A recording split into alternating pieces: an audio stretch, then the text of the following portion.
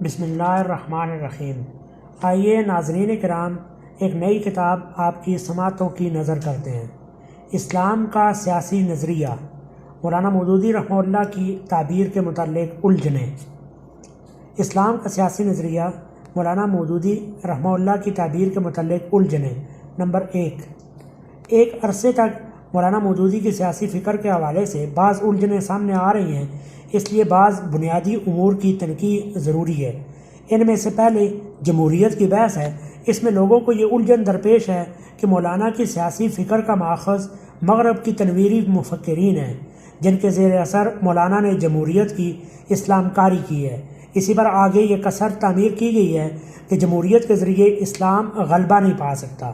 علاوہ ازیں بعض حلقوں کی جانب سے بڑے شد و مد کے ساتھ یہ دعویٰ سامنے آیا ہے کہ مولانا جمہوریت سے دستبردار ہو چکے تھے، اور اس کے لیے بعض غیر مستند حوالے بھی پیش کیے جاتے ہیں۔ آخر میں مولانا کی طرف خود کو منسوب کرنے والے جمہوری ذرائع سے بیزاری اور مایوسی کا اظہار کرتے ہیں۔ یہ مضمون ان الجھنوں کی مولانا کی تحریروں کی روشنی میں دور کرنے کی غرض سے تحریر کیا جا رہا ہے۔ سب سے پہلے اصطلاحات کے معاملے کو واضح کرتے ہیں۔ اصطلاحات کی بحث۔ مولانا مودودی نے ابلاغی سہولت کے لیے بعض جدید سیاسی اصطلاحات کا استعمال کیا ہے، جس کا اصل غرض مسلم فکر کی معاصر تفہیم تھی۔ تاہم ان اصطلاحات پر علمی بحث ہونی چاہیے، اور خود مولانا نے بھی بعض مقامات پر اصطلاحات کے استعمال کی بحث اٹھائی ہے، لیکن اس بنیاد پر پوری فکر کو باطل قرار دینا درست طرز فکر نہیں ہے۔ اصطلاحات کی بحث میں مولانا پر جن اہل علم نے اعتراض کیا ہے، ان میں مولانا مناظر حسن گیلانی کے ساتھ اس موضوع پر مولانا مودودی کی طویل مراسلت بھی ہوئی، جو خطوط مودودی حصہ دوم میں شامل ہے۔ مولانا سید سلیمان ندوی اور مولانا عبدالماجد دریابادی نمایاں ہیں، لیکن ان اہل علم کی تحریروں میں بھی ان اصطلاحات کا استعمال بار بار ہوا ہے، اور بعد زمانے میں بہت سارے اہل علم اس کے علاوہ بھی بہت سارے دیگر اصطلاحات کا استعمال کرتے رہے ہیں، اور اب بھی یہ عمل جاری ہے۔ تاہم اصل دیکھنے کی بات یہ ہے کہ مولانا تو ابلاغ کے لیے تحریک، ریاست، جمہوریت، دستوریت وغیرہ کا استعمال کرتے ہیں، لیکن ان کے ہاں اس کا مفہوم کیا ہے؟ مولانا ان تمام اصطلاحات کا ایک مفہوم بھی بیان کرتے ہیں، اور انہی اصطلاحات کے جو مفاہیم مغرب میں رائج ہیں اس پر بھرپور تنقید کرتے ہیں۔ آگے ہم دیکھیں گے کہ مذکورہ اصطلاحات کی جو روح وہ پیش کرتے ہیں وہ مغرب کے رائج تصورات کے بالکل برعکس ہے۔ مضمون کی تنگ دامنی کی وجہ سے ساری تفصیلات یہاں نہیں پیش کی جا سکتی، لیکن مولانا کی ایک تصریح پیش کرتے ہیں جو ایک سوال کے جواب میں انہوں نے فرمائی ہے۔ وہ سوال یہ ہے کہ بعض اسلامی مفکرین نے متعدد مغربی اصطلاحیں استعمال کی ہیں، لیکن بعض اہل علم ان کے استعمال سے گریز کرتے ہیں، بلکہ اس کی مخالفت کرتے ہیں۔ مولانا نے اس کے جواب میں فرمایا، موجودہ زمانے کے لوگوں کو بات سمجھانے کے لیے جدید اصطلاحات کا استعمال تو ناگزیر ہے، لیکن ان کے استعمال میں بڑی احتیاط کی ضرورت ہے۔ بعض اصطلاحوں پر سے پرہیز اولا ہے، بلکہ اجتناب واجب ہے۔ مثلا اشتراکیت اور بعض کا استعمال اس شرط کے ساتھ جائز ہے کہ اسے اسلامی مفہوم اور مغربی مفہوم کا فرق پوری طرح واضح کر دیا جائے، مثلا جمہوریت یا دستوریت یا پارلیمنٹری سسٹم، اور بعض کو سرے سے اسلامی مفہوم دیا ہی نہیں جا سکتا، مثلا نیشنلزم۔ مولانا مودودی کے انٹرویو، صفحہ 301-302۔ اگر مولانا نے ان اصطلاحات کا استعمال کیا ہے تو ساتھ ہی ساتھ مغرب میں ان کے رائج مفہوم اور تصور کو ہدف تنقید بھی بنایا ہے۔ اس کے برعکس جن اصطلاحات سے وہ اجتناب کا درس لے رہے ہیں، ان میں دیکھیے کہ کیا ان کا استعمال کرنے والے ذرہ بھی اختلاف کرتے ہیں۔ مولانا کی طرف مغرب کے رائج مفاہیم کو یکسر مسترد کرنا تو دور کی بات ہے، یہی وہ بنیادی فرق ہے جسے سمجھنے کے بعد یہ معاملہ واضح ہو جاتا ہے۔ آگے اسی تناظر میں جمہوریت اور جمہوری ذرائع پر بات کی جائے گی۔ اسلام کا سیاسی نظریہ، مولانا مودودی کی تعبیر کے متعلق الجھنیں۔ نمبر 2، جمہوریت کا مفہوم۔ ہندوستان پر استعماری غلبے کے بعد یہاں مختلف گروہوں نے اسلام کے حوالے سے یہ کہنا شروع کر دیا کہ اسلام ایک جمہوری نظام ہے، یہ اسلام آمریت کا حامی ہے، یہ اسلام سوشلزم کا علم بردار ہے۔ ان مغالطوں پر سب سے زوردار تنقید مولانا مودودی کی جو ان کے مقالے اسلام کا نظریہ سیاسی میں سامنے آئی۔ مولانا کا پورا لٹریچر اس پر شاہد ہے کہ وہ صرف اور صرف اسلامی نظام کی بات کرتے ہیں۔ ان کے مطابق اسلام کوئی یتیم بچہ نہیں جو ہلاکت سے بس اس طرح بچ سکتا ہے کہ کسی بااثر شخص کی سرپرستی اس کو حاصل ہو جائے۔ مولانا نے سب سے پہلے الہ اور رب کے وہ مفاہیم بیان کیے جن پر آگے چل کر قرآن کی 4 بنیادی اصطلاحیں لکھی گئی۔ اس مقالے میں وہ الہ اور رب کے مفاہیم بیان کرتے ہوئے واضح کرتے ہیں کہ صرف انسان ہی انسان کے مقابلے میں خدائی کا دعویٰ لے کر اٹھتا ہے اور اٹھ سکتا ہے، اور انسان پر انسان کی خدائی ہی اصل فتنے کی جڑ ہے، اور اس فتنے کو بیخ و بن سے اکھاڑنے کے لیے انبیاء مبعوث کیے گئے۔ اسی سے مولانا اسلامی ریاست کی بنیادی خصوصیات اخذ کرتے ہیں۔ کوئی شخص، خاندان، طبقہ یا گروہ، بلکہ وہ اسٹیٹ کی ساری آبادی مل کر بھی حاکمیت کی مالک نہیں ہے۔ حاکم اعلیٰ ایک صرف اللہ ہے اور باقی سب محض رعیت کی حیثیت رکھتے ہیں۔ قانون سازی کے اختیارات بھی خدا کے سوا کسی کو حاصل نہیں۔ سارے مسلمان مل کر بھی نہ اپنے لیے کوئی دوسرا قانون بنا سکتے ہیں اور نہ اللہ کے بنائے ہوئے کسی قانون میں ترمیم کر سکتے ہیں۔ اسلامی اسٹیٹ بہرحال اس قانون پر قائم ہوگا جو اللہ کی طرف سے اس کے نبی نے دیا ہے، اور اس اسٹیٹ کو چلانے والی گورنمنٹ صرف اس حال میں اور اس حیثیت میں اطاعت کی مستحق ہوگی کہ وہ خدا کے قانون کو نافذ کرنے والی ہو۔ اس تصریحات سے واضح ہوتا ہے کہ مولانا حاکم اعلیٰ اور مقننہ کے جو مفہوم بیان کر رہے ہیں وہ در حقیقت مغربی تصورات کی تردید ہے۔ انہی نکات پر وہ مزید بنیاد رکھتے ہیں کہ اسلامی نظام مغربی طرز کی لادینی جمہوریت نہیں ہے، کیونکہ مغربی جمہوریت میں حاکمیت اعلیٰ کے پاس عوام کے پاس ہوتی ہے۔ انہی سیکولر ڈیموکریسی کی خواہشات اور رائے کے مطابق قوانین بنتے ہیں اور تبدیل ہوتے ہیں۔ اس کے برعکس اللہ ایک بالا تر قانون اپنے رسول اللہ صلی اللہ علیہ وسلم کے ذریعے سے دیتا ہے جس کی اطاعت ریاست اور قوم کو کرنی پڑتی ہے۔ اس معنی میں تو اسے جمہوریت نہیں کہا جا سکتا کہ اسلام بندوں کے حدود و قیود مقرر کر دیتا ہے اور ان سے وہ تجاوز نہیں کر سکتے، لیکن یہاں بھی اس کی گنجائش نہیں ہے۔ تاہم مولانا تھیوکریسی کے برعکس ایک تصور الہی حکومت کی اصطلاح وضع تھیو ڈیموکریسی آخر میں اسلام کے سیاسی نظریے کے الہی جمہوری حکومت لمیٹڈ پاپولر کرتے ہیں، جس میں خدا کے اقتدار اعلیٰ کے تحت مسلمانوں کو ایک محدود عمومی حاکمیت کا برعکس تصور ہے۔ اس میں انتظامیہ پاپولر سوورنٹی یہ حاصل ہوتی ہے۔ سوورنٹی مسلمانوں کی رائے سے بنتی ہے اور مسلمان ہی اس کو معزول کرنے لیجسلیچر اور مقننہ ایگزیکٹو کے مختار ہوتے ہیں۔ اسلام کا سیاسی نظریہ مولانا مودودی کی تعبیر کے متعلق الجھنیں۔ نمبر 3، قرآن کی روح انسانی حکومت کی صحیح صورت خلافت ہے۔ سطور گزشتہ میں یہ واضح ہو چکا ہے کہ مولانا جمہوری حکومت سے وہ نظام حکومت مراد لیتے ہیں جو اللہ کی حاکمیت اعلیٰ کے تحت مسلمانوں کی متفقہ رائے سے بنی ہو، جس میں اللہ کے قانون میں دی گئی آزادی کے مطابق مسلمان اپنی اجتماعی اور انفرادی زندگی بسر کر سکیں۔ مولانا تصریح کرتے ہیں خدا اور رسول کا حکم قرآن کی روح سے وہ بالا تر قانون ہے جس کے مقابلے میں اہل ایمان صرف اطاعت ہی کا رویہ اختیار کر سکتے ہیں۔ جن معاملات سپریم لا میں خدا اور رسول اپنا فیصلہ دے چکے ہیں ان میں کوئی مسلمان خود آزادانہ فیصلہ کرنے کا مجاز نہیں ہے، اور اس فیصلے سے انحراف ایمان کی ضد ہے، خلافت و ملوکیت۔ اس کے بعد بنیادی اصول یہ ہے کہ کوئی زور زبردستی مسلمانوں پر حکومت کا مجاز نہیں۔ اب یہ بالکل واضح ہے کہ یہی اسلامی طرز حکمرانی کی روح ہے۔ اب اسے بے شک جمہوریت کا نام نہ دیں، کسی کے ذہن میں جو بھی نام ہو اسے دے سکتا ہے، لیکن رسول اللہ صلی اللہ علیہ وسلم اور خلافت راشدہ کا آئیڈیل ماڈل یہی ہے۔ اس بنا پر مولانا خلافت راشدہ کو جمہوریت سے تعبیر کرتے ہیں جس میں مذکورہ تمام خصوصیات موجود تھیں۔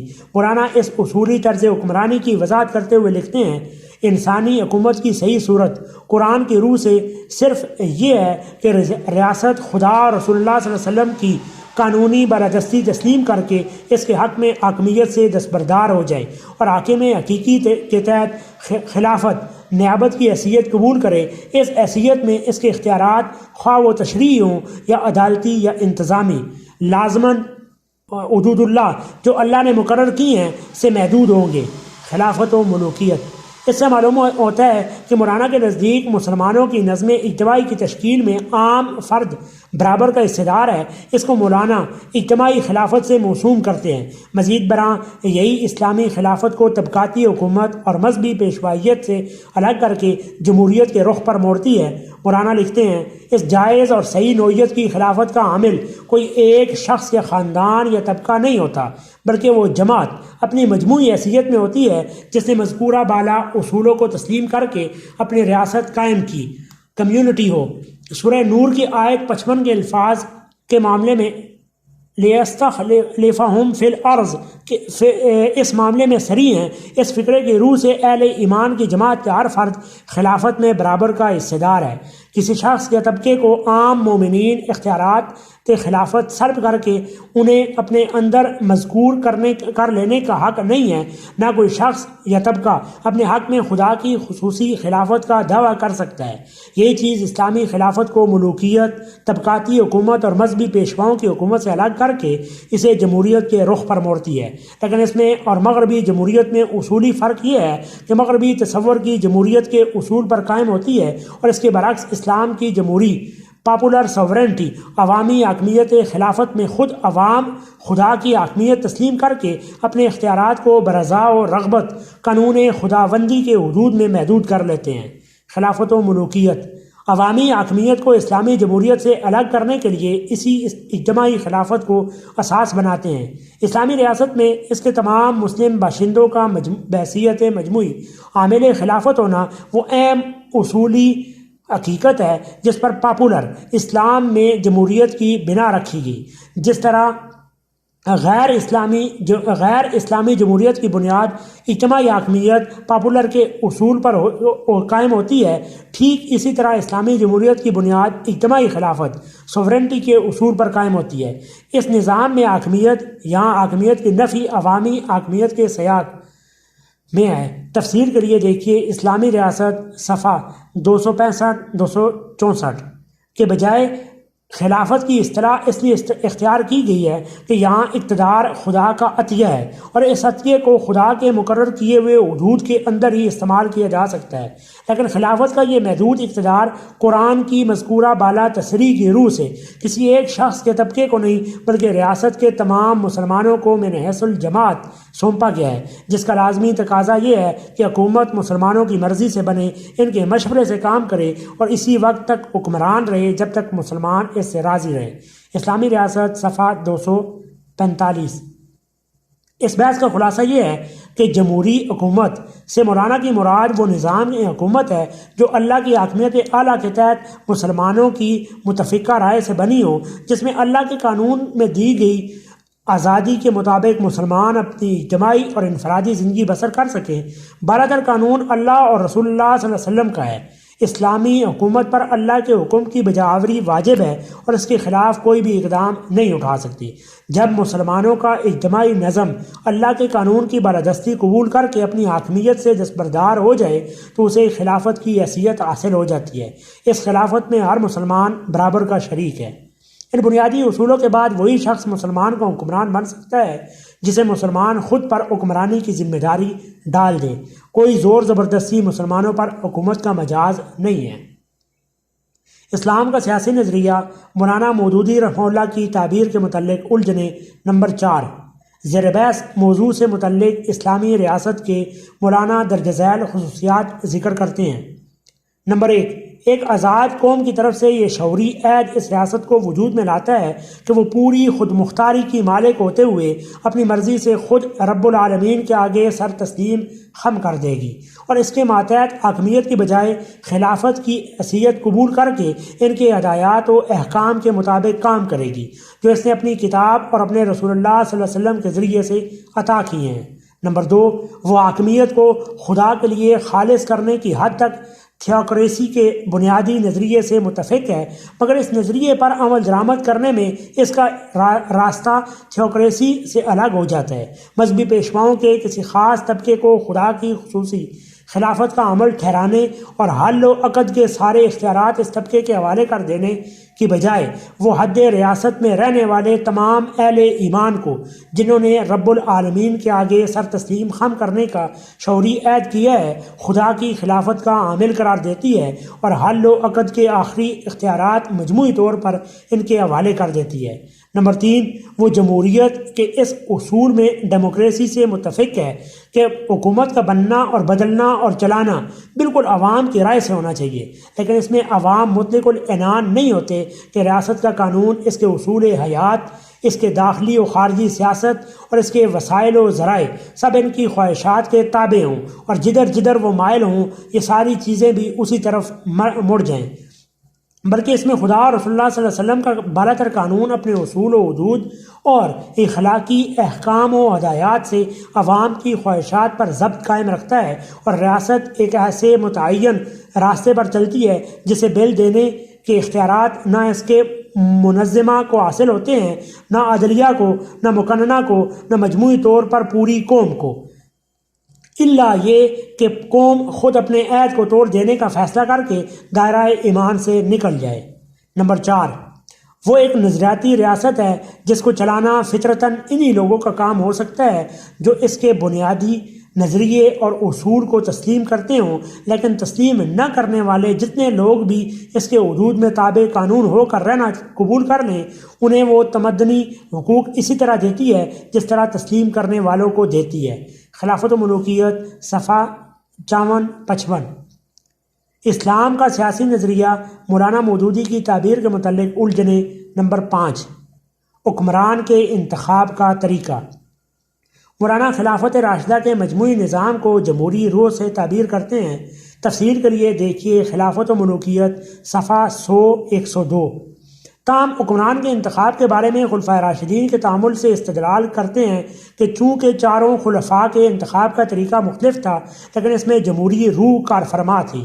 اسی سے وہ یہ نتیجہ اخذ کرتے ہیں، یہ ہے رئیس مملکت کے تقرر کے معاملے میں خلافت راشدہ کا تعامل اور صحابہ کرام رضوان اللہ علیہم اجمعین کا اجماع طرز عمل، جس کی بنیاد خلافت کے باب میں نبی اکرم صلی اللہ علیہ وسلم کے سکوت اور تمام اجتماعی معاملات کے باب میں اللہ تعالیٰ کے ارشاد وَأَمْرُهُمْ شُورَى بَيْنَهُمْ پر رکھی گئی تھی۔ اس مستند دستوری رواج سے جو بات قطعی طور پر ثابت ہوتی ہے وہ یہ ہے کہ اسلامی مملکت میں صدر کا انتخاب عام لوگوں کی رضامندی پر منحصر ہے۔ کوئی شخص خود زبردستی امیر بن جانے کا حق نہیں رکھتا، کسی خاندان یا طبقے کا اس منصب پر اجارہ نہیں ہے، اور انتخاب کسی جبر کے بغیر مسلمانوں کی آزادانہ رضامندی سے ہونا چاہیے۔ رہی یہ بات کہ مسلمانوں کی پسند کیسے معلوم کی جائے، تو اس کے لیے اسلام میں کوئی خاص طریقہ کار مقرر نہیں کر دیا گیا۔ حالات اور ضروریات کے لحاظ سے مختلف طریقے اختیار کیے جا سکتے ہیں، بشرطے ان سے معقول طور پر یہ معلوم کیا جا سکتا ہو کہ جمہور قوم کا اعتماد کس شخص کو حاصل ہے۔ اسلامی ریاست، صفحہ 245۔ اس میں جمہور قوم کی رائے کو اساس کی حیثیت دی گئی ہے، یعنی اس شرط کا لازم ہونا ہے۔ چنانچہ خلافت راشدہ کے اس دور کو فقہائے اکرام اور مسلمان مجموعی طور پر اسلام کے سیاسی اور اجتماعی نظام کے لیے معیاری نظام تصور کرتے رہے ہیں۔ خلافت و ملوکیت، صفحہ 102۔ مولانا نے سیاسی نظریے کی تعمیر اسی اصول پر کی ہے۔ اسلام کا سیاسی نظریہ مولانا مودودی رحمہ اللہ کی تعبیر کے متعلق الجھنیں۔ نمبر 6، کہ حکومت کی قانونی حیثیت۔ متغلب حکمران کے انتخاب کے اس اصولی طریقے کے بعد یہ سوال خود بخود جنم لیتا ہے کہ اگر اس طریقے کے برخلاف کوئی شخص مسلمانوں کا حکمران بن جاتا ہے یا تسلط قائم کر لیتا ہے تو اس کی کیا حیثیت ہوگی؟ فقہائے کرام ایسی حکومت کو نافذ مانتے ہیں، جائز نہیں۔ مولانا کے ہاں جائز اور نافذ کے فرق کے اصولی بحث کے لیے سود کا تیسرا ضمیمہ دیکھیے، یعنی معیار تو خلافت راشدہ کا طرز عمل ہے، لیکن اگر کوئی بزور طاقت تسلط قائم کر لے تو اسے تسلط تو حاصل ہوگا نہیں، بالفعل ہو جاتا ہے، لیکن اس شخص کی حکومت معیاری طریقہ کار کے خلاف ہوگی اور بالحق ہوگی۔ بالفعل اور بالحق کی اصطلاحات مولانا نے استعمال کیے ہیں، اسے نافذ اور جائز بھی کہہ سکتے ہیں۔ مولانا کی خلافت و ملوکیت تصنیف کرنے کا ایک بنیادی تھیسس بالحق اور بالفعل کا فرق واضح کرنا تھا۔ انہوں نے پوری اسلامی تاریخ کو اسی فلسفہ تاریخ اور قانونی معیار پر پرکھا ہے۔ اموی اور عباسی سلطنتوں کو اسی معیار پر پرکھ کر ان کو غیر معیاری طرز حکمرانی قرار دیتے ہیں۔ اسلامی ریاست صفحہ 344۔ بالفعل اور بالحق کے فرق کو مولانا نہایت آسان الفاظ میں واضح کرتے ہیں۔ بعض لوگ یہاں پر شبہ پیدا کرتے ہیں کہ اگر اسلام کا اصول یہی ہے تو پھر دور بادشاہی کے نامور علماء نے زبردستی مسلط ہو جانے والے لوگوں کی خلافت و امارت کیسے تسلیم کی؟ لیکن یہ شبہ دراصل دو مختلف مسائل کو خلط ملط کر دینے سے پیدا ہوتا ہے۔ ایک مسئلہ تو یہ ہے کہ اسلام میں خلیفہ یا امیر کے تقرر کا صحیح و معتبر طریقہ کیا ہے، اور دوسرا مسئلہ یہ ہے کہ اگر کبھی کسی درجے سے غلط طریقے پر کوئی شخص مسلط ہو جائے تو کیا کرنا چاہیے۔ پہلے مسئلے کا جواب تمام علماء امت نے بالاتفاق یہی دیا ہے کہ صحیح طریقہ انتخاب وہ ہے جو مسلمانوں کی رضامندی سے ہو۔ رہا دوسرا مسئلہ تو اس میں زیادہ سے زیادہ نرم رویہ جن بزرگوں نے اختیار کیا ہے وہ بھی اس سے آگے نہیں جاتے کہ ایسی عمارت صرف نظم اور اجتماع کلمہ مسلمین کی خاطر برداشت کر لینی چاہیے، بشرطے کہ اس طرح جبراً مسلط ہونے والا امیر نظام دین کو خراب نہ کرے۔ بالفاظ دیگر یہ لوگ اس شرط کے متحقق ہونے کی حیثیت صورت میں جابرانہ امارت کے خلاف بغاوت کرنا درست نہیں سمجھے تاکہ کہیں نظام کی جگہ بدنظمی نہ لے لے۔ اس کے یہ معنی ہرگز نہیں ہے کہ جو لوگ یہ رائے رکھتے ہیں ان کے نزدیک جبری تسلط انعقاد خلافت کی کوئی صحیح صورت ہے۔ اسلامی ریاست صفحہ 245۔ درج بالا پہلو تو خالص قانونی ہے، اس کے ساتھ اس بحث کا ایک اہم پہلو اعتقادی اور کلامی ہے۔ مولانا کے الفاظ میں اس کا خلاصہ یہ ہے میں فرق کرتے ہیں ڈی فیکٹو اور بالفعل ڈی جور۔ امام ابو حنیفہ خوارج اور معتزلہ کے برعکس بالحق خوارج اور معتزلہ کے مسلک سے لازم آتا ہے کہ اگر امام عادل و صالح یعنی امام بالحق موجود نہ ہو تو مسلم معاشرے اور ریاست کا پورا نظام معطل ہو جائے، نہ حج ہو سکے، نہ جمعہ جماعت ہو، نہ عدالتیں قائم ہوں، نہ مسلمانوں کا کوئی مذہبی کام یا سیاسی و معاشرتی کام جائز طور پر انجام پائے۔ امام ابو حنیفہ اس غلطی کی اصطلاح یوں کرتے ہیں کہ بالحق امام اگر میسر نہ ہو تو بالفعل جو بھی مسلمانوں کا امام ہو اس کے ماتحت مسلمانوں کی پوری اجتماعی زندگی کا نظام جائز طور پر چلتا رہے گا، خواہ بجائے خود اس امام کی امامت جائز نہ ہو۔ معتزلہ و خوارج کی اس انتہا پسندی کے مقابلے میں جو دوسری انتہا مرجیہ اور خود اہل سنت کے بعض ائمہ نے اختیار کی تھی، امام ابو حنیفہ نے مسلمانوں کو اس سے اور اس کے نتائج سے بچایا ہے۔ وہ لوگ بھی بالفعل اور بالحق کے درمیان خلط ملط کر گئے تھے اور انہوں نے فاسق کی بالفعل امامت کو اس انداز سے جائز ٹھہرایا تھا کہ گویا وہی بالحق بھی ہے۔ اس کا لازمی نتیجہ یہ ہونا تھا کہ مسلمان ظالم و جابر اور بدکردار فرمانرواؤں کی حکومت پر مطمئن ہو کر بیٹھ جائیں، اسے بدلنے کی کوشش تو درکنار اس کی فکر تک چھوڑ دیں۔ امام ابو حنیفہ رحمہ اللہ نے اس غلط خیال کی اصلاح کے لیے پورے زور سے اس حقیقت کا اعلان و اظہار کیا کہ ایسے لوگوں کی امامت قطعاً باطل ہے۔ خلافت و ملوکیت، یہاں ان دونوں انتہاؤں کی اصطلاح ہو گئی۔ اس کے بعد خروج کی بحث آتی ہے۔ فی الوقت مضمون کی تنگ دامنی کی خاطر اس پر تفصیل سے بحث ممکن نہیں، البتہ اتنا نوٹ کر لیں کہ مولانا مودودی اس اصولی طور پر امام ابو حنیفہ رحمہ اللہ کے مسلک کے قائل ہیں۔ آگے ہم اثر دنیا میں مولانا کے منہج پر گفتگو ہوگی۔ اسلام کا سیاسی نظریہ، مولانا مودودی کی تعبیر کے متعلق الجھنیں۔ نمبر 7، اسلامی حکومت کا قیام کن ذرائع سے ہوگا؟ مولانا کی تعبیر پیش کرنے کے بعد ہر ایک الجھن کو یکے بعد دیگرے دیکھتے ہیں۔ یہ وہ الجھنیں ہیں جو ایک بڑی سطح پر درپیش ہیں۔ سب سے بڑی الجھن یہ ہے کہ دستور میں مولانا کا بتایا ہوا طریقہ کار کوئی وقتی مصلحت تھی، ایسا بالکل بھی نہیں ہے۔ ان کے نزدیک یہی معتبر طریقہ تھا اور ہے۔ آپ کے نزدیک رائے عامہ کے ذریعے نظم اقتدار کا اصلاح معیاری اور معتبر طریقہ ہے۔ بعض ذہنوں میں یہ سوال ضرور اٹھتا ہوگا کہ پھر خروج کی بحث کہاں پر آئے گی؟ تو خروج کی شرائط میں بھی ایک اہم شرط رائے عامہ ہے۔ جب نظام کو تبدیل کرنے کے لیے مطلوب مقدار میں لوگ نہ ہوں تو اس بنیادی شرط کی عدم موجودگی میں خروج نہیں کی جا سکتی۔ اس میں بھی جمہور کی تائید ضروری ہے۔ تاہم اس الجھن کے پیچھے یہ مایوس ذہنیت کار فرما ہے جسے جلد بازی میں تبدیلی چاہیے ہوتی ہے۔ مولانا اس جلد بازی کے سخت ناقد ہیں اور اس عجلت پسندی کے لیے ان کے ہاں قطعی گنجائش موجود نہیں ہے۔ تاہم دستور کی دفعہ 5 میں وہ واضح طور پر کہتے ہیں کہ ہم اللہ اور رسول اللہ صلی اللہ علیہ وسلم کی بتائی ہوئی ہدایات سے سرم و انحراف نہیں کر سکتے، اور یہ کہ اپنے مقصد اور نصب العین کے حصول کے لیے جماعت کبھی کبھی ایسے ذرائع اور طریقوں کو استعمال نہیں کرے گی جو صداقت اور دیانت کے خلاف ہوں یا جن سے فساد فی الارض رونما ہو۔ اس سے اگلے شق میں دستوری اور آئینی جدوجہد پر روشنی ڈالتے ہیں۔ جماعت اپنے پیش نظر اصلاح اور انقلاب کے لیے جمہوری اور آئینی طریقوں سے کام کرے گی، یعنی یہ کہ تبلیغ و تلقین اور اشاعت افکار کے ذریعے سے ذہنوں اور سیرتوں کی اصلاح کی جائے گی اور رائے عام کو ان تغیرات کے لیے ہموار کیا جائے گا جو جماعت کے پیش نظر ہیں اور خفیہ ذرائع کے سرات کے ساتھ نفی فرماتے ہیں۔ جماعت اپنے نصب العین کے اصول کی جدوجہد خفیہ تحریکوں کے طرز پر نہیں کرے گی بلکہ کھلم کھلا اور اعلانیہ کرے گی۔ یہ دستور کی دفعات ہیں اور مولانا کی قطعی رائے یہی ہے۔ دستور کی قانونی حیثیت بہت مضبوط ہوتی ہے، اس لیے جو حضرات غیر مستند قسم کے حوالے سامنے لاتے ہیں کہ مولانا اس طریقے سے دستبردار ہو چکے تھے، اس کی کوئی حیثیت نہیں۔ غیر مستند تو وہ ہیں، لیکن جس نے مولانا مودودی کی بنیادی تحریروں کا مطالعہ کر رکھا ہو وہ اس الجھن میں نہیں پڑ سکتا۔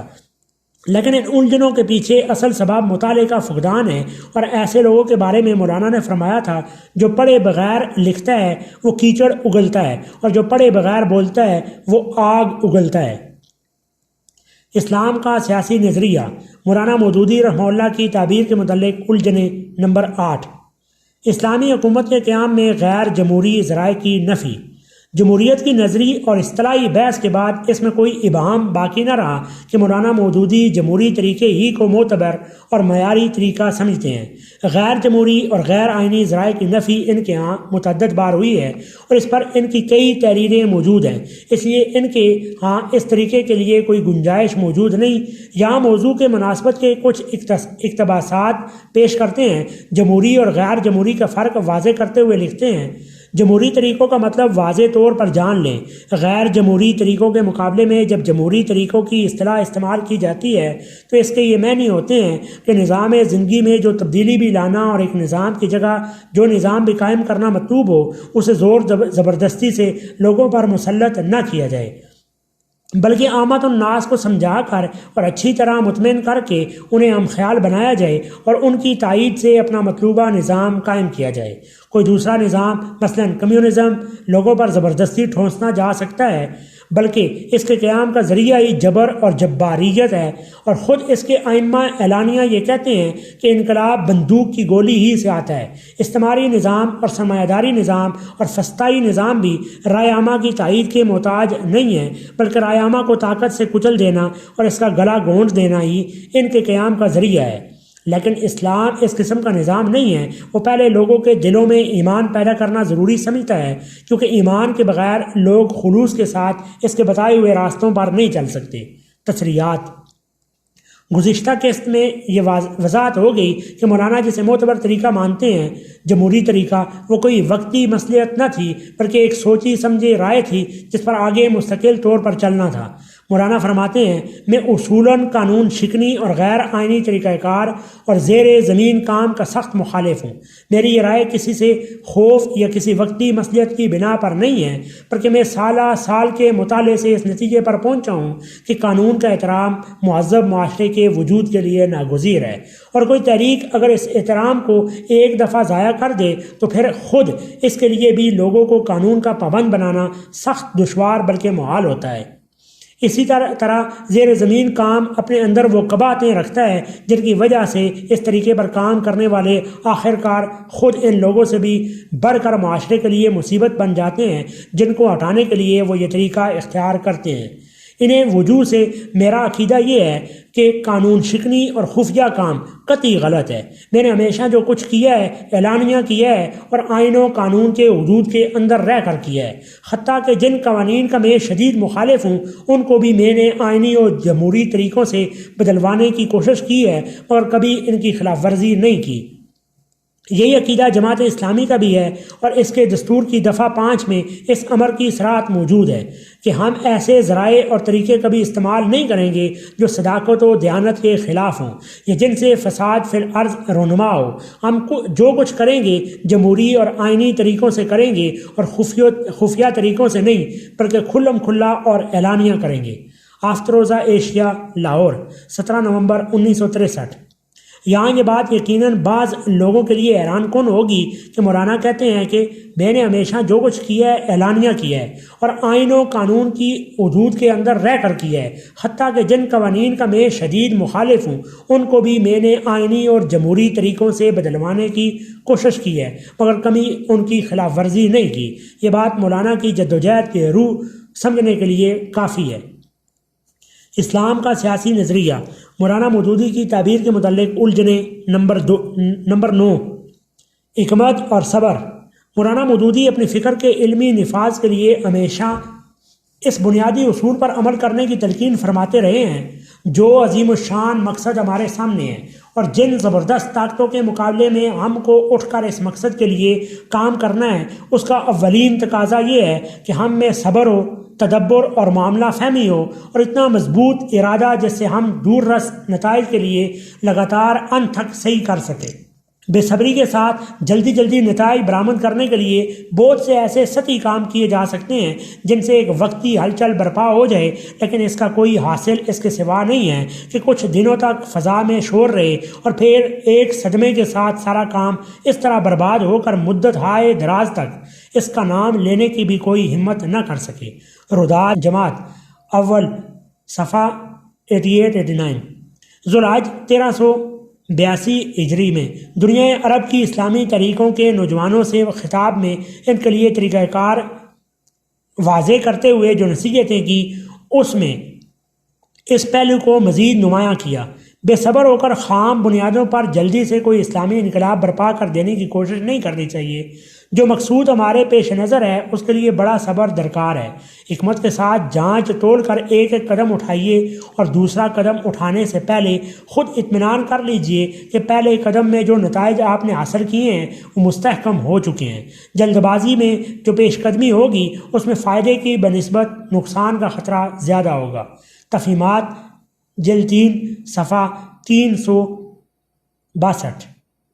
خفیہ زیر زمین تحریک اور تشدد کی نفی۔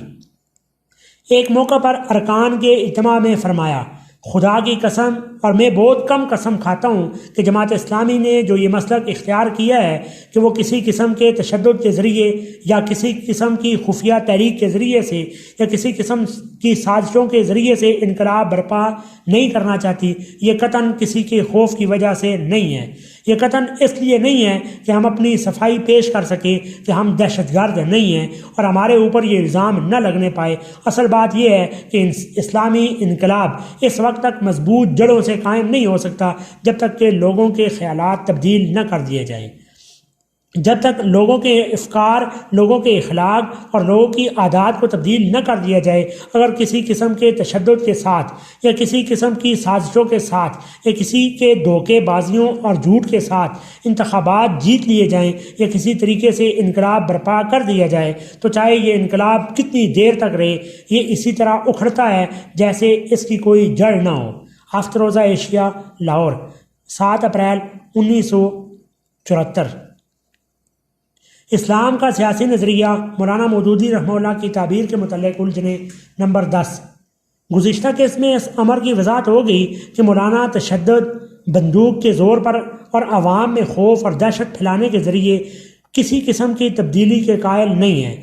اس کی انہوں نے یہ وجہ بیان فرمائی کہ اسلامی انقلاب اس وقت تک مضبوط جڑوں سے قائم نہیں ہو سکتا جب تک لوگوں کے خیالات، افکار، اخلاق اور عادات کو تبدیل نہ کر دیا جائے۔ اگر کسی قسم کے تشدد، سازش، دھوکے بازی اور جھوٹ کے ساتھ انتخابات جیت لیے جائیں یا کسی طریقے سے انقلاب برپا کر دیا جائے تو چاہے یہ انقلاب کتنی دیر تک رہے، یہ اسی طرح اکھڑتا ہے جیسے اس کی کوئی جڑ نہ ہو۔ اپنے خط میں اسی پر روشنی ڈالتے ہیں۔ ہم ناجائز تدابیر سے جیتنے کو شکست اور جائز تدابیر سے ہارنے کو فتح سمجھتے ہیں۔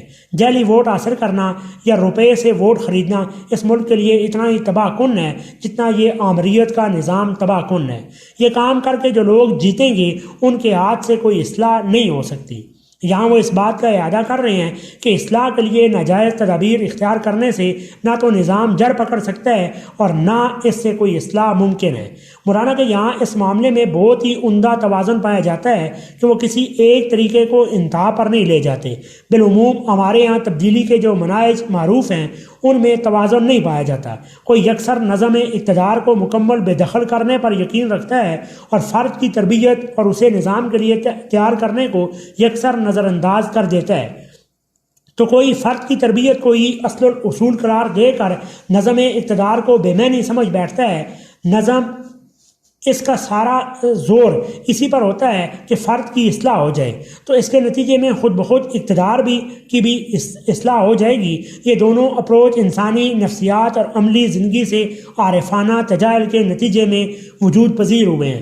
مولانا کا اپروچ اس سے یکسر مختلف ہے۔ آپ کے مطابق فرد کی اصلاح بھی اہم ہے اور اس کے پہلو بپہلو نظم اقتدار کو صحیح راستے پر لانا بھی اتنا ہی ضروری ہے۔ ان میں سے صرف ایک کو اصل قرار دینے سے، دوسرے کو جان بوجھ کر نظر انداز کرنے سے کوئی دیر پا اصلاح ممکن ہی نہیں۔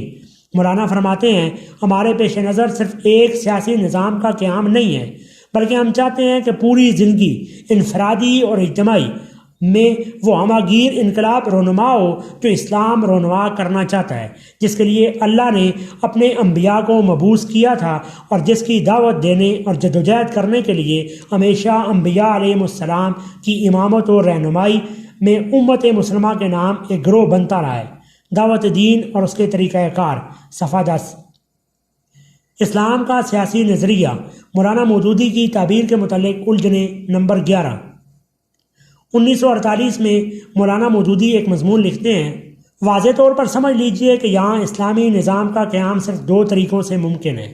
ایک یہ کہ جن لوگوں کے ہاتھ میں اس وقت زمام کار ہے وہ اسلام کے معاملے میں اتنے مخلص اور اپنے ان وعدوں کے بارے میں جو انہوں نے اپنی قوم سے کیے تھے اتنے صادق ہوں کہ اسلامی حکومت قائم کرنے کی جو اہلیت ان کے اندر مفقود ہے اسے خود محسوس کریں اور ایمانداری کے ساتھ یہ مان لیں کہ پاکستان حاصل کرنے کے بعد ان کا کام ختم ہو گیا ہے، اور یہ کہ اب یہاں اسلامی نظام تعمیر کرنا ان لوگوں کا کام ہے جو اس کے اہل ہوں۔ اس صورت میں معقول طریقہ کار یہ ہے کہ پہلے ہماری دستور ساز اسمبلی ان بنیادی امور کا اعلان کرے جو ایک غیر اسلامی نظام کو اسلامی نظام میں تبدیل کرنے کے لیے اصولاً ضروری ہیں، جنہیں ہم نے اپنے مطالبہ میں بیان کر دیا ہے۔ پھر وہ اسلام کا علم رکھنے والے لوگوں کو دستور سازی کے کام میں شریک کریں اور ان کی مدد سے ایک مناسب ترین دستور بنائیں۔ پھر نئے انتخابات ہوں اور قوم کو موقع دیا جائے کہ وہ زمام کار سنبھالنے کے لیے ایسے لوگوں کو منتخب کرے جو اس کی نگاہ میں اسلامی نظام کی تعمیر کے لیے اہل ترین ہوں۔ اس طرح صحیح جمہوری طریقے پر اختیارات اہل ہاتھوں میں بسہولت منتقل ہو جائیں گے اور وہ حکومت کی طاقت اور ذرائع سے کام لے کر پوری نظام زندگی کی تعمیر جدید اسلامی طرز پر کر سکیں گے۔ دوسرا طریقہ یہ ہے کہ معاشرے کو جڑ سے ٹھیک کرنے کی کوشش کی جائے اور ایک عمومی تحریک اصلاح کے ذریعے سے اس میں خالص اسلامی شعور و ارادہ کو بتدریج اس حد تک نشوونما دیا جائے کہ جب وہ اپنی پختگی کو پہنچے تو خود بخود اس سے ایک مکمل اسلامی نظام وجود میں آ جائے۔ ہم اس پہلے طریقہ کار کو آزما رہے ہیں۔ اگر اس میں ہم کامیاب ہو گئے تو اس کے معنی یہ ہوں گے کہ پاکستان کے قیام کے لیے ہماری قوم نے جو جدوجہد کی تھی وہ لا حاصل نہ تھی، بلکہ اسی کی بدولت اسلامی نظام کے نصب العین تک پہنچنے کے لیے ایک سہل ترین اور قریب ترین راستہ ہمارے ہاتھ میں آ گیا۔ لیکن اگر خدا نخواستہ ہمیں اس میں ناکامی ہوئی اور اس مملکت میں ایک غیر اسلامی ریاست قائم کر دی گئی تو یہ مسلمانوں کی ان تمام محنتوں اور قربانیوں کا سری ضیاع ہوگا جو قیام پاکستان کی راہ میں انہوں نے کی، اور اس کے معنی یہ ہوں گے کہ ہم پاکستان بننے کے بعد بھی اسلامی نقطہ نظر سے اسی مقام پر ہیں جہاں پہلے تھے۔ اس صورت میں ہم پھر دوسرے طریقے پر کام شروع کر دیں گے جس طرح پاکستان بننے سے پہلے کر رہے تھے۔ ترجمان القرآن، ستمبر 1947۔ اسلام کا سیاسی نظریہ، مولانا مودودی کی تعبیر کے متعلق الجھنیں، نمبر 12۔ جماعت اسلامی کا طریقہ کار۔ نظام کی تبدیلی کے لیے مولانا کے منہج کا خلاصہ دستور جماعت اسلامی کی دفعہ 5 میں مذکور ہے۔ اگرچہ مولانا کی دیگر بہت ساری تحریروں میں اس بات کا ذکر ہوا ہے، لیکن دستور کی قانونی حیثیت بہت اہم ہوتی ہے، اس لیے آغاز اسی سے کرتے ہیں۔ دستور کی دفعہ 5 میں اس کو مستقل طریقہ کار قرار دیا گیا ہے۔ وہ کسی امر کا فیصلہ کرنے یا کوئی قدم اٹھانے سے پہلے یہ دیکھے گی کہ خدا اور رسول اللہ صلی اللہ علیہ وسلم کی ہدایات کیا ہیں۔ دوسری ساری باتوں کو ثانوی حیثیت سے صرف اس حد تک پیش نظر رکھے گی جہاں تک اسلام میں اس کی کوئی گنجائش ہوگی۔ اپنے مقصد اور نصب العین کے حصول کے لیے جماعت کبھی ایسے ذرائع اور طریقوں کو استعمال نہیں کرے گی جو صداقت اور دیانت کے خلاف ہوں یا جن سے فساد فی الارض رونما ہو۔ جماعت اپنے پیش نظر اصلاح اور انقلاب کے لیے جمہوری اور آئینی طریقوں سے کام کرے گی، یعنی یہ کہ تبلیغ و تلقین اور اشاعت و افکار کے ذریعے سے ذہنوں اور سیرتوں کی اصلاح کی جائے اور رائے عام کو ان تغیرات کے لیے ہموار کیا جائے جو جماعت کے پیش نظر ہیں۔ جماعت اپنے نصب العین کے حصول کی جدوجہد خفیہ طریقوں کے طرز پر نہیں کرے گی بلکہ کھلم کھلا اور اعلانیہ کرے گی۔ یہ دفعہ جماعت اسلامی کے پہلے دستور 1941 سے چلا آ رہا ہے اور اس وقت دفعہ کا نمبر کچھ اور تھا لیکن مندرجات یہی تھے۔ یہ طریقہ کار جماعت اسلامی کے ابتدائی دور سے ہی واضح کیا گیا تھا اور یہی جماعت اسلامی کا معیاری طریقہ کار ہے۔ اسلام کا سیاسی نظریہ مولانا مودودی رحمہ اللہ کی تعبیر کے متعلق الجھنیں نمبر 13۔ اس طریقہ کار کی روشنی میں اب جماعت اسلامی کی جدوجہد پر ایک نظر ڈالیں۔ جدوجہد قبل از آزادی سے قبل مولانا مودودی کی زیادہ تر توجہ انفرادی اور معاشرتی اصلاح پر تھی۔ انتخابات کے ذریعے اس نصب العین کے نفاذ کو درست نہیں سمجھتے تھے کیونکہ آپ کے نزدیک غیر اسلامی اور سیکولر ریاست میں اسلامی نظام کے نفاذ کو ممکن تصور نہیں کرتے تھے۔ مزید برآں سیکولر نظام میں انتخابات کے ذریعے قیادت کا راستہ اپنانا عقیدے کے خلاف سمجھتے تھے، جس کی اصل وجہ اقتدار اعلیٰ کی بحث تھی۔ اس لیے انہوں نے زیادہ توجہ دعوت پر مرکوز رکھی۔ تاہم آزادی سے قبل کے حالات میں ذیل میں دیے گئے امکانات کو واضح کیا۔ انہوں نے پورے قضیے کو یوں بیان کیا: الیکشن لڑنا اور اسمبلی میں جانا اگر اس غرض کے لیے ہو کہ غیر اسلامی دستور کے تحت ایک لادینی ریاست کے نظام کو چلایا جائے تو یہ ہمارے عقیدہ توحید اور ہمارے ڈیموکریٹک اور جمہوری سیکولر دین کے خلاف ہے۔ لیکن اگر کسی وقت ہم ملک کی رائے عام کو اس حد تک اپنے عقیدہ و مسلک سے متفق پائیں کہ ہمیں یہ توقع ہو کہ عظیم اکثریت کی تائید سے ہم ملک کا دستور حکومت تبدیل کر سکیں گے تو کوئی وجہ نہیں کہ ہم اس طریقے سے کام نہ لیں۔ جو چیز لڑے بڑے بغیر سیدھے طریقے سے حاصل ہو سکتی ہو اس کو خواہ مخواہ ٹیڑھی انگلیوں سے ہی نکالنے کا ہم کو شریعت نے حکم نہیں دیا ہے، مگر خوب سمجھ لیجئے کہ یہ طریقہ کار ہم صرف اس وقت اختیار کریں گے جبکہ اولاً ملک میں ایسے حالات پیدا ہو چکے ہوں کہ محض رائے عام کا کسی نظام کے لیے ہموار ہو جانا ہی عملاً اس نظام کے قائم ہونے کے لیے کافی ہو سکتا ہے۔ ثانیاً ہم اپنی دعوت و تبلیغ سے باشندگان نے ملک کی بہت بڑی اکثریت کو اپنا ہم خیال بنا چکے ہوں اور اسلامی نظام قائم کرنے کے لیے ملک میں عام تقاضا پیدا ہو چکا ہو۔ ثالثاً انتخابات غیر اسلامی دستور کے تحت نہ ہوں بلکہ بنائے انتخابات ہی یہ مسئلہ ہو کہ ملک کا آئندہ نظام کس دستور پر قائم کیا جائے گا۔ اس پر مولانا کے اپنے حلقہ کے لوگوں نے یہ سوال اٹھایا کہ اگر انتخابات کا راستہ بند ہے تو کیا مسلح جدوجہد کے ذریعے اس نصب العین کا حصول جائز ہے؟ اس نوعیت کے سوالات اٹھنے سے مولانا آزادی سے قبل بھی اپنا نقطہ نظر بیان کیا۔ اصولی طریقہ کار یہی ہے کہ پہلے ہم اپنی دعوت پیش کریں گے، پھر ان لوگوں کو جو ہماری دعوت قبول کریں منظم کرتے جائیں گے۔ پھر اگر رائے عام کی موافقت سے یا حالات کی تبدیلی سے کسی مرحلے پر ایسے آثار پیدا ہو جائیں کہ موجودہ الوقت دستوری طریقوں ہی سے نظام حکومت کا ہمارے ہاتھوں میں آ جانا ممکن ہو اور ہمیں توقع ہو کہ ہم سوسائٹی کی اخلاقی، تمدنی اور سیاسی و معاشی نظام کو اپنے اصول پر ڈال سکیں گے تو ہمیں اس موقع سے فائدہ اٹھانے میں کوئی تعامل نہ ہوگا، اس لیے کہ ہمیں جو کچھ بھی واسطہ ہے اپنے مقصد سے ہے، نہ کہ کسی خاص طریقہ ملنے کی توقع نہ ہو تو پھر سبسٹانس آف پاور سے۔ لیکن اگر پرامن ذرائع سے جور اقتدار میتھڈ ہم عام دعوت جاری رکھیں گے اور تمام جائز شرعی ذرائع سے انقلاب برپا کرنے کی کوشش کریں گے۔ آزادی ہند سے قبل کے جو حالات تھے ان میں بھی مولانا غیر دستوری جدوجہد یا مسلح جدوجہد کے قائل نہ تھے۔ یہاں پر بھی وہ صراحت کے ساتھ غیر پرامن ذرائع کی نفی کر رہے ہیں۔ اس کی بڑی وجہ یہ تھی، گزشتہ قسطوں میں یہ بات صراحت کے ساتھ آ چکی ہے کہ مولانا ایسے نظام کے قائل نہ تھے جو کمزور بنیادوں پر قائم ہو جائے، اور اس وجہ سے وہ مسلم لیگ کی پالیسیوں پر تنقید کر رہے تھے۔ اسلام کا سیاسی نظریہ مولانا مودودی کی تعبیر کے متعلق الجھنیں نمبر 14۔ قرارداد مقاصد منظور سے قبل اور بعد پاکستان کی اصولی حیثیت۔ قانون آزاد ہند مجریہ 1947 کی روح سے گورنمنٹ آف انڈیا ایکٹ 1935 کی کچھ ترامیم کے ساتھ پاکستان کا عبوری دستور قرار پایا۔ قانون آزاد ہند مجریہ 1947 کے تحت دستور ساز اسمبلی کے قیام کا مقصد اور ذمہ داریاں تھیں نئی مملکت کے لیے دستور تیار کرنا اور دوسری مرکزی و وفاقی قانون ساز اسمبلی کے فرائض ادا کرنا۔ تاہم قرارداد مقاصد منظور ہونے تک مولانا پاکستان کو اسی نظر سے دیکھتے تھے جس نظر سے انگریز حکومت کو۔ اس کی وجہ وہ بیان کرتے ہیں، ہمارے ملک کا نظام اس وقت گورنمنٹ آف انڈیا ایکٹ 1935 پر قائم ہے، جسے انگریز نے اپنے اصول و مقاصد کے مطابق بنایا تھا۔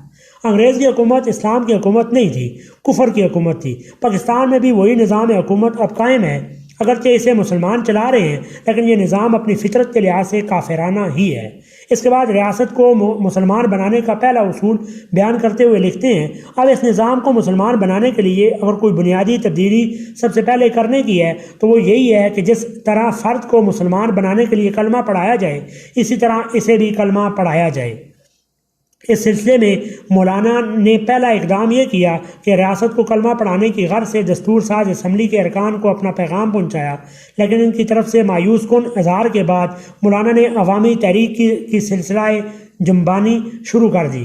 مولانا اپریل 1948 کو مولانا امین احسن اصلاحی، میاں طفیل محمد اور چودھری غلام محمد کی معیت میں مولانا شبیر احمد عثمانی سے ملاقات کی اور ان کے ساتھ 4 نکاتی مطالبے پر گفتگو کی۔ قرارداد مقاصد کا اصل خیال بھی مولانا نے پیش کیا۔ انہوں نے اس تقریر میں ہندوستان کی مثال دی۔ جب کسی ملک کا دستور مرتب کیا جاتا ہے تو سب سے پہلے بطور اصول موضوع یہ طے کیا جاتا ہے کہ کن اصولوں کے مطابق نظام بنانا ہے۔ ابھی آپ کے سامنے ہندوستان کا دستور بن چکا ہے اور وہاں آپ دیکھ چکے ہیں کہ سب کا تعین کیا ہے۔ آبجیکٹیوز سے پہلے ملک کی دستور ساز اسمبلی نے ایک قرارداد مقاصد پاس کر کے ان مقاصد جن کے لیے وہاں کی حکومت کام کرے گی، بالکل اسی طرح پاکستان میں بھی دستور ساز اسمبلی کا پہلا قدم یہی ہو سکتا ہے کہ مقاصد کو طے کر لیا جائے۔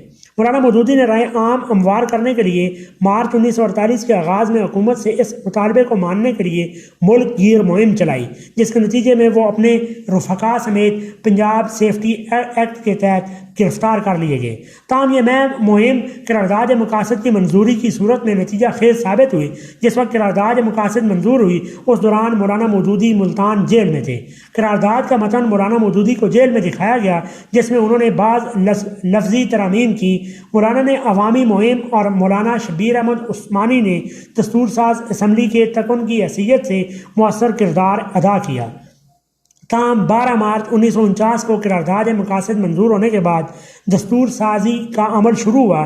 جیسا کہ اوپر مذکور ہوا ہے کہ قرارداد مقاصد کی منظوری سے پہلے مولانا پاکستان کو بھی اسی نظر سے دیکھ رہے تھے جس نظر سے تقسیم سے قبل بر صغیر کو، لیکن اس کے بعد یہ حیثیت تبدیل ہوگی۔ مولانا ان خیالات کا اظہار کیا، اب اس ریاست کی شرعی حیثیت سابق غیر مسلم ریاست سے بالکل مختلف ہو چکی ہے۔ اب اس کی ملازمت جائز ہے، اس کے قوانین اپنی عارضی نوعیت میں قابل تسلیم ہیں، اس کی عدالتوں میں جانا حلال ہے اور اس کی اسمبلی اور پارلیمنٹ کے انتخابات میں ہر حیثیت سے حصہ لیا جا سکتا ہے۔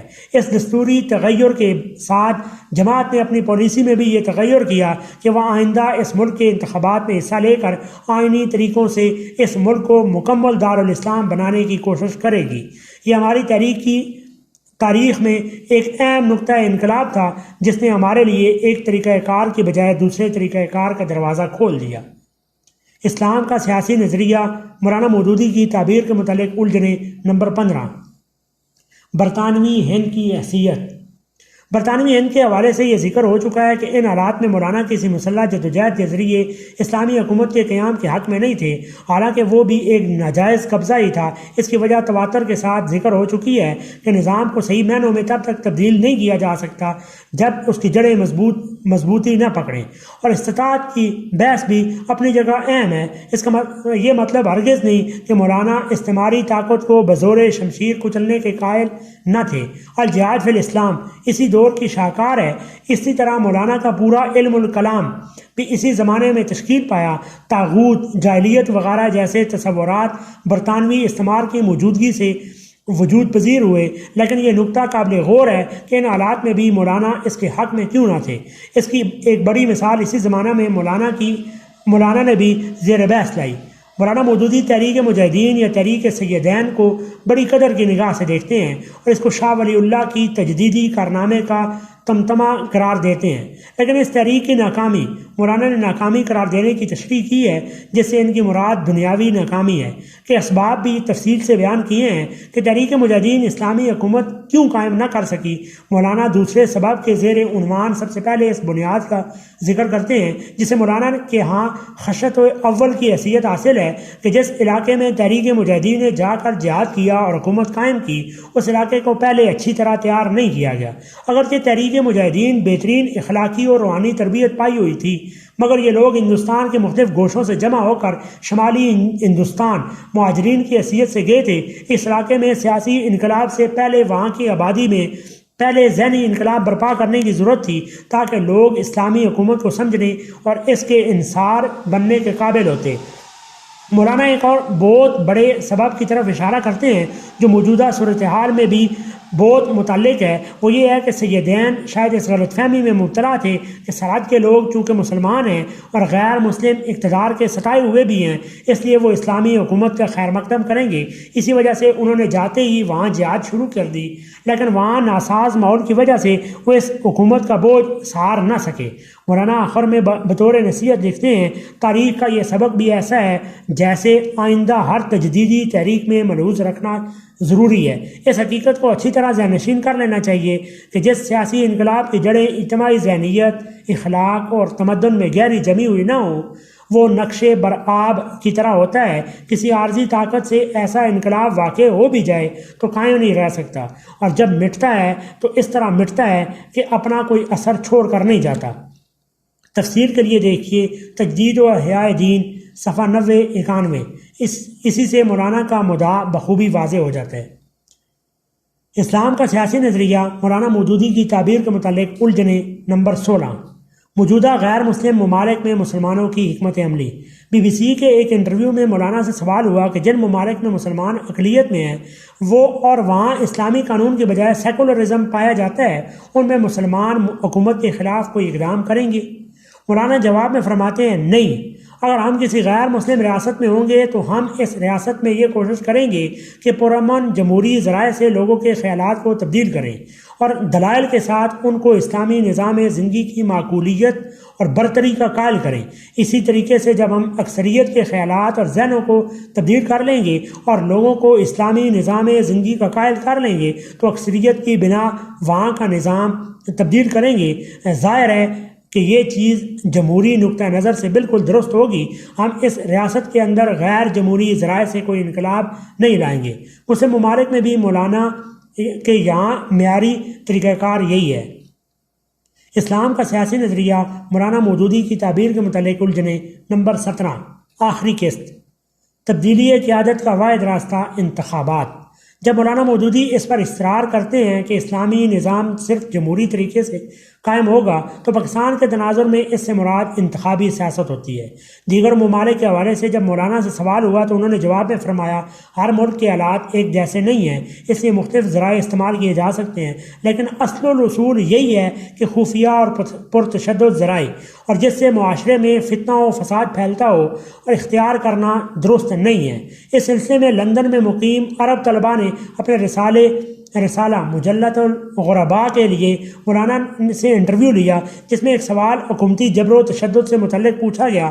یہ وہ زمانہ تھا جب عرب دنیا اور بالخصوص مصر میں اسلامی تحریک پر سخت مظالم ڈھائے جا رہے تھے۔ سوال پوچھا گیا، اسلامی تحریکیں اس وقت جگہ جگہ حکومتوں کے جبر و تشدد کی فضا میں سانس لے رہی ہیں، چنانچہ آپ کی نظر میں وہ کون سا مناسب ترین رویہ ہے جو اسلامی تحریکوں کو ان حکومتوں کے بارے میں اختیار کرنا چاہیے؟